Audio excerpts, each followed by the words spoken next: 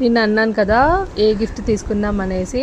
So ఇవన్నీ చూసాక ఏదన్నా అట్లీస్ట్ యూస్ఫుల్ ఉన్నదన్నా ఇద్దాంలే అనేసి ఈ బాక్స్ అయితే తీసుకున్నాం అనమాట.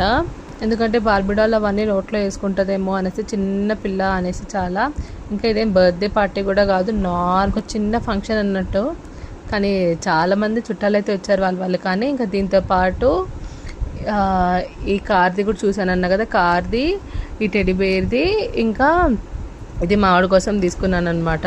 ఈ పెన్సిల్స్ అవన్నీ. ఈ టెడ్డీ బేర్ వచ్చేసి 600 ఉంది. అన్నిట్లో కల్లా ఇది కొంచెం బెస్ట్ అని అనిపించింది.